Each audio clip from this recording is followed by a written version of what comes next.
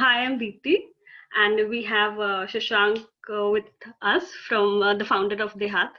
So, sir, welcome to Campus Varta. So, I'll start with introducing Campus Varta. Campus Varta is India's first edtech media and discovery platform that connects rural college, schools, and universities on digital platform and covers the day-to-day campus activities. Welcome to Campus Varta, sir. Thank you. Thanks for having me. Pleasure to be here. Yeah. So I'll start with my first question. So it is, tell us about DeHaat. Like, how are you working with and helping the farmers? Sure. So Deepti, DeHaat is a one-stop solution for Indian farmers, and it's a full stack platform. The overall approach is crop agnostic, service agnostic. It's a farmers first approach. So we always keep farmers in center, and then trying to bring everything related to agri under one roof. Uh, and in an accessible as well as affordable way. It's been more than 9 years we have been in this space. The overall model has been evolving. The good part is that we started from Bihar. All the co-founders of DeHaat, we all belong to Bihar, so that's why we chose Bihar to start with. The good part is that the way how it's evolving. Apart from Bihar, we are present in UP, Jharkhand, West Bengal, Odisha. Very recently, we've started our operations in Rajasthan. As on date, we are working with somewhere around 386,000 farmers. These farmers are active on the platform. So on day-to-day basis, they are buying something, they are selling something, they are raising their advisory related queries. And objective is to, as I said, objective is to create a one-stop solution for farmers so that they can save some cost when they buy quality seed, fertilizer, pesticides. Objective is to provide complete customized advisory so that they can maximize their yield. And at the same time, when at the end of season, when they sell their produce, whether it's staples or horticulture, they experience better price of the produce. And then in total, they experience a net, they experience better income from agriculture, and hence a better livelihood for their family. So that's us. That's there. Okay. So we know you as the founder of DeHaat, but then who was Shashank before this? Like, your education background and everything. Well, so education background, I graduated from IIT Delhi in 2008. I did consulting for three and a half years. That was the time I got chance to work for companies like Unilever, Nestle, Britannia, PepsiCo. And that was the time when I got exposed to one end of food chain. Prior to that, I originally belonged to a farmer's family. So initial 5, 6, 7 years of my life I had spent in a very small village. So from there, I had exposure of another end of food chain, which was the farmer side. So that's the reason why by the time I was 26, got exposed to both the ends of food chain. Then I'm talking about year 2010 and 11. At that time, the overall entrepreneurial ecosystem was still evolving, right? Startup world was little bit familiar to few of the people. Books written by Rashmi Bansal were out in the market. It was all on the shelf to sell, stay hungry, stay foolish, and all those things. Right? So that was the time. Somehow I found a very strong inclination and soft corner towards this word called entrepreneurship. And then one fine day, again, I was fortunate to figure out that, hey, why not agriculture?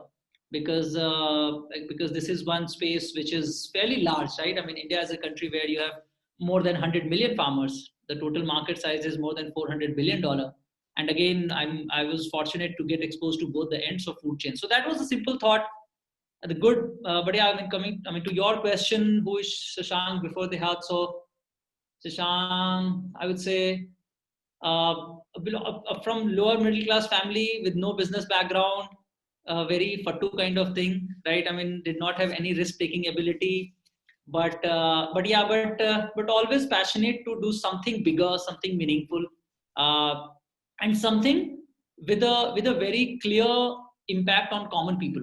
That's the reason why when I found the inclination towards entrepreneurship, right? I mean, I explored all those ideas where, I I mean, with this very strong criteria that wherever I found strong impact on common mass, I think I only worked or explored those ideas, and effectively it boiled down to agri, which is a large market to serve. So yeah. That is interesting. So, it happened like agriculture was always a backup plan, that because you belonged to that family, so you wanted to work in that sector and you were exposed to that sector.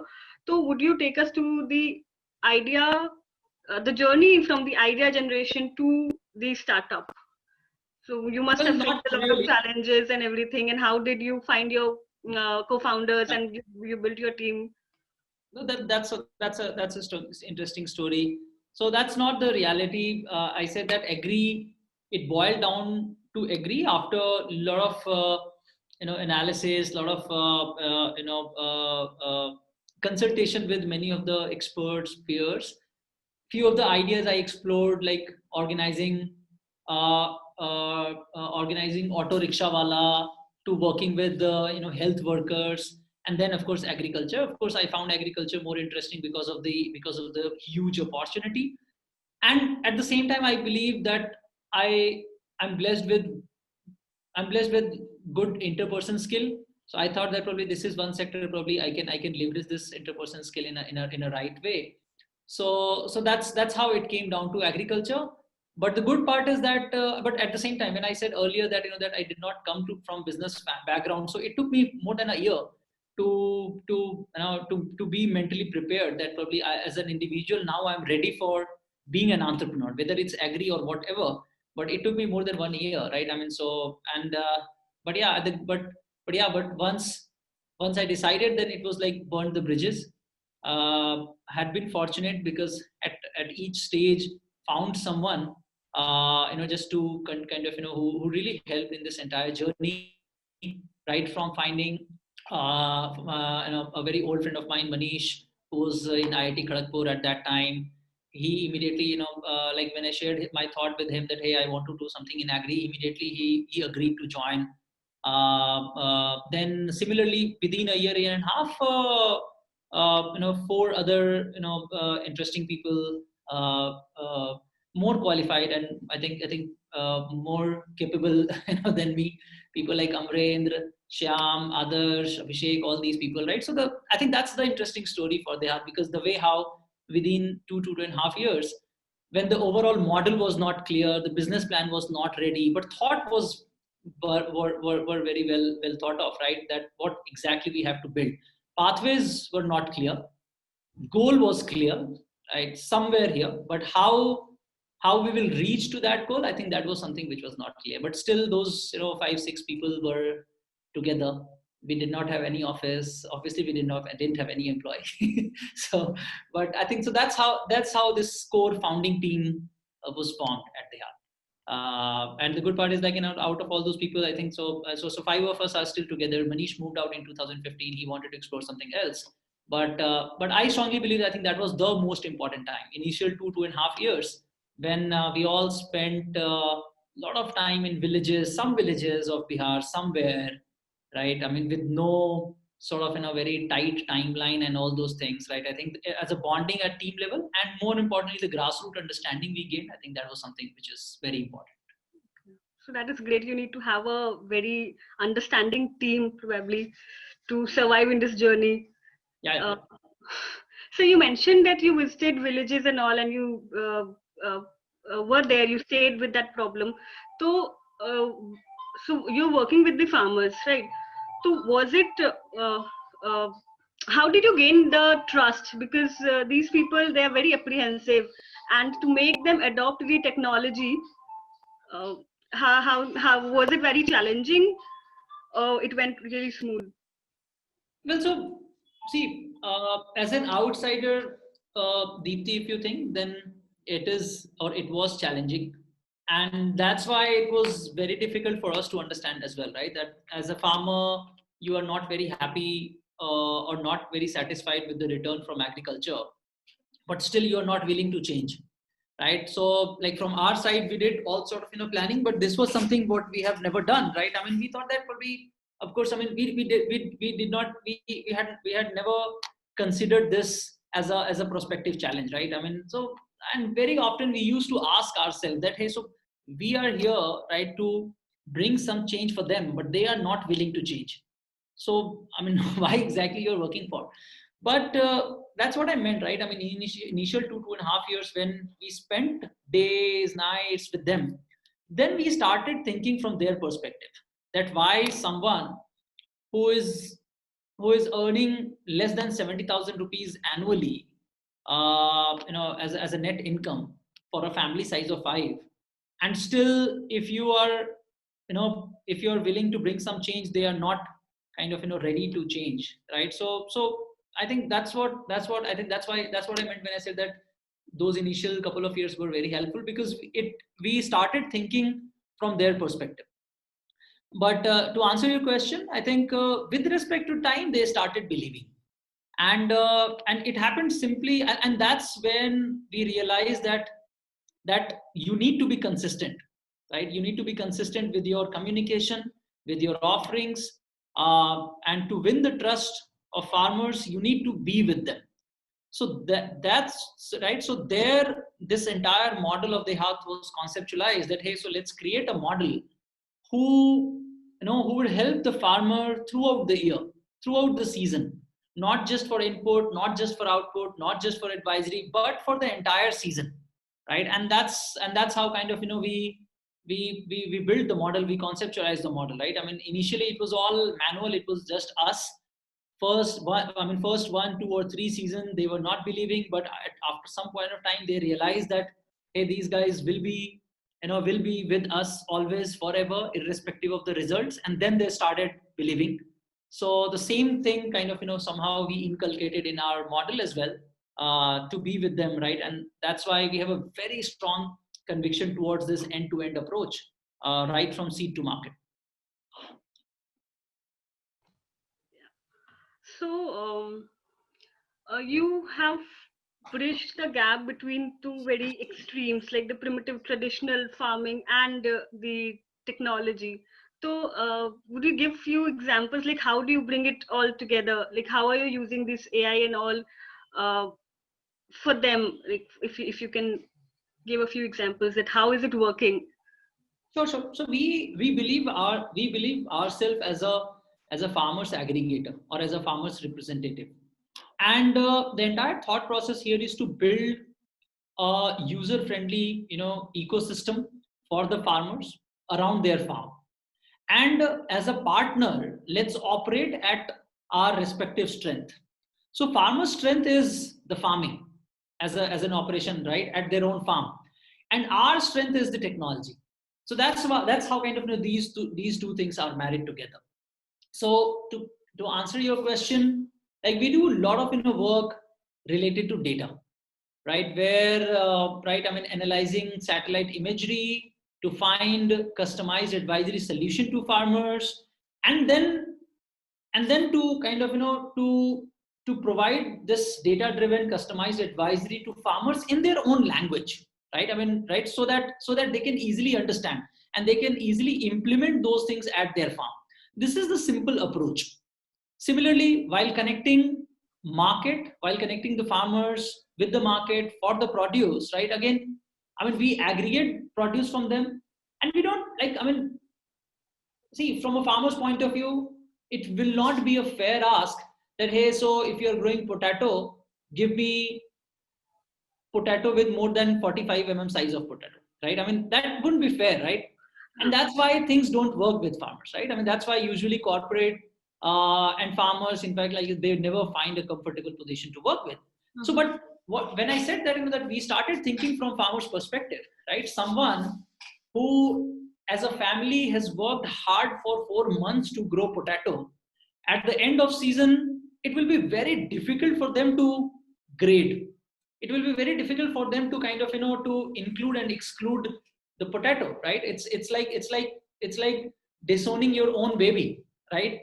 So after some point of time, we started thinking from farmers' perspective. So that's why we said that, all right, so if we have a buyer who is asking for only 45 size of potato, that means that we should also have a buyer who is okay to buy the smaller size of potato, right? We can't go and ask farmer to give us just best quality and inferior quality. In fact, I mean, we are not going to take off. So those are the, I mean, that's just one example, Deepti, but whether that's advisory or market linkage or input linkage, every next day we believe that, I mean, our job is to be more and more efficient so that we can create a right user friendly working environment for farmers. They don't, I mean, any individual farmer in India, they have multiple agricultural requirements, right? They want to buy seed, fertilizer, pesticides, they need advisory, they need financing, warehousing, machinery, credit, insurance. Of course, at the end of season, they want to sell the produce at right price to right market. But in reality, ironically, for all these multiple agricultural requirements, they have to rely upon different people. And a farmer who has just 2 to 3 acres of land holding, 70,000 rupees of net annual income, chasing these many people, that's not fair. And that's where they lose efficiency. So every day, I mean, I won't say that, you know, that we are in a position to solve all the farmers' problem and challenges, but that's our day-to-day quest or zid to create or to become capable or to be capable of, you know, to bringing everything related to agriculture so that they can just focus on the farm and we can bring everything related to the agri close to their farm gate. So yeah.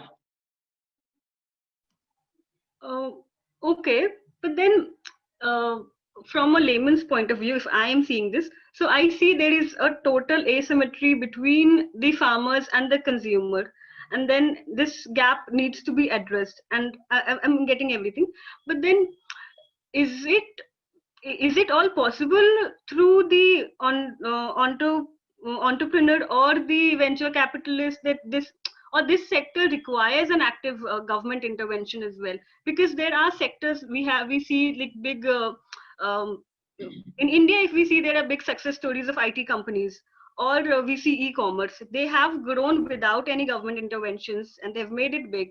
But then this agri-tech industry, and we see it blooming recently, then do you think that this sector also being very politically active needs government intervention for the farmers and for the agri-tech companies as well? See, India is a country where I think I mean, everywhere you need everywhere there is some policy to operate, right? So with, I mean, why only agriculture? You take an example of fintech, right? I mean, at some point in time that was highly regulated too, right? Pharma, right? And also the e-commerce part, right? I mean, where interstate goods transfer, your GST and all those things, right? So, but yes, I mean, all these things are just an enabler for your business, right? Be it agri or fintech. However, yes, in case of agriculture, considering it's a 50% contributor to your national economy, of course, I mean, government is the largest institution, but here but here I think the startups, entrepreneurs, and government, in fact, they just need to collaborate, right? So, and similarly, like what we are working at DeHaat, it's not like we are competing with government. Rather, it's more like a complementary, right? So, for example, across India, each district has one Krishi Vigyan Kendra, right, which is an extension of the state level agriculture university, and that's an amazing infrastructure for that matter. As far to provide crop advisory to farmer, but in the same district, you would have more than 1 lakh farmers. So for one KVK, that's not possible to go and to touch base each and every individual farmer. At the same time, for a farmer, I mean, KVK is 40 kilometers far from my village, right? It's not possible for me to go to KVK for every single query. So that's where people like us kind of, you know, bridge the gap, right? Because we take your knowledge and research, and then we kind of, you know, we use our technology, and then we make it available to as many users as possible, right? So that's what I meant when I said that it's more like a complementary. Okay. So would you say that government is working for people like you and helping you scale and grow? Well, government is working for everyone in a way. It's not like, you know, they are working for people like me. That is not fair to say. But yeah, I think, but still in agri, there are so many policy level gaps, and that's where I think as an entrepreneur or people like us, we always, you know, put our point in front of policymakers in a polite way, that how things can be more, you know, scalable and robust. But yeah, I think, but largely I believe that India, as I said, India is a country where you have, as per government record, you have 140 million farmers.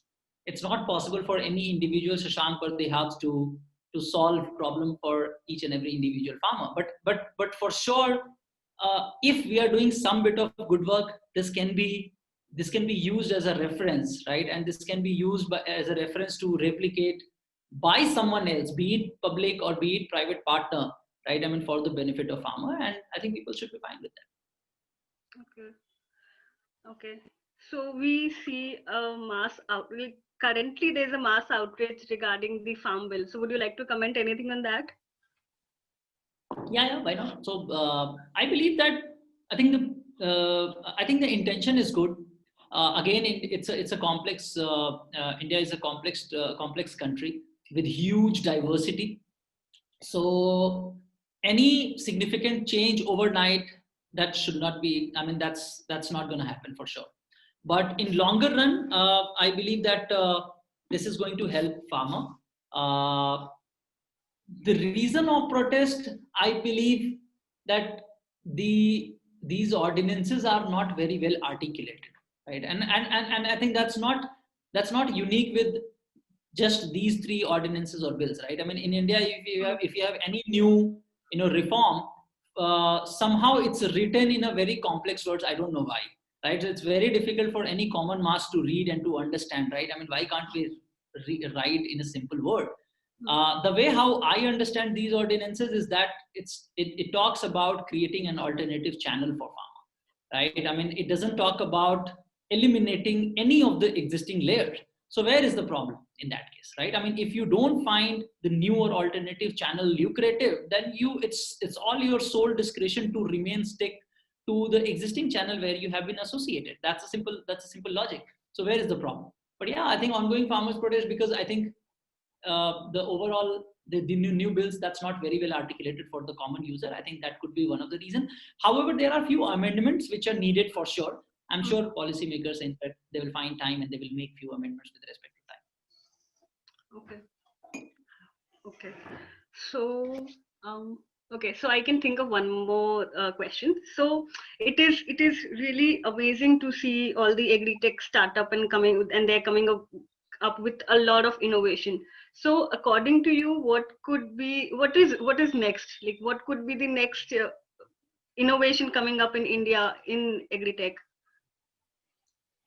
I would say again, this is not just related to agri-tech. The way how data and smartphone penetration is increasing, I strongly believe that. I mean, again, I mean, we always imagine a hypothetical scenario where each and every individual Indian farmer would have smartphone, and they will. I mean, and irrespective of their land holding, they can see their entire farm on their phone itself, and they can order best agricultural input directly from competitive sources. They can sell the produce. I think that sort of dream every day, every moment we see in general, not just specific to DeHaat.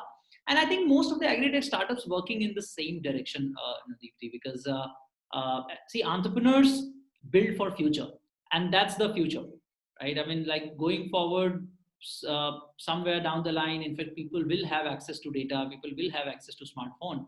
So that means that like things will be more transparent. So yeah, and again, I mean, on top of that, we are talking about a sector. It's a large sector. Again, I mean, I strongly believe that again, it does require many DeHaat. It does require many Shashank for that matter. So how was COVID crisis for your company? How did you change any new did you did it make you see through a new perspective? Did you change any strategies? How was it? Well, I think firstly, it was a good reality check that as a team, as an organization, as a model, how volatile you are, or how strong foundation you have laid as an organization. And I think we were very happy because we could just kind of pass it through in a positive way. And again, I mean, reality check because that as an organization, as a team, as an entrepreneur, how capable you are to adopt the new changes, right? I think, and this is just common for everyone. I mean, not just for entrepreneurs, but for everyone. So, and I think thankfully, gladly, I think we demonstrated that too, right? I mean, for example, all our deliveries of agri input to our DeHaat centers and farmers, it used to happen early morning, 3 a.m. to 9 a.m. Those things, right? I mean, similarly, aggregation of farm produce, right, like corn or wheat or lychee, again, it used to happen early morning.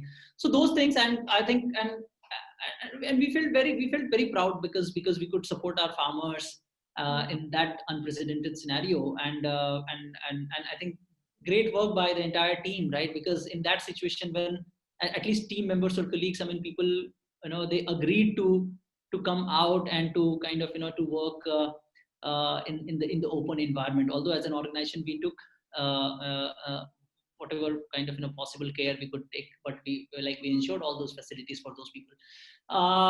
The few of the good thing we observed, and that's the digital adoption, because we started receiving more calls in our call centers. Farmers started using our payment gateways. There were more downloads, app downloads. So I mean, those were the few signs and few things that, that farmers in India, in fact, they are pretty much ready to kind of, adopt new technology, new digital interfaces. That is one good sign we observed. And more importantly, since again, DeHaat as a model is business to farmer, right? So COVID somehow, it also helped businesses to change their mindset that that why farmers are important for their business, right? I mean, see, Indian agri businesses, they have been doing this business, but with no sort of, with no access to farmers, right? I mean, they have been working with middlemen, wholesalers, mandis, and all those people. But this was the time when they started believing that no, they started believing the importance of transparent or robust supply chain. So I'm sure in longer run this is going to help Indian farmers for sure.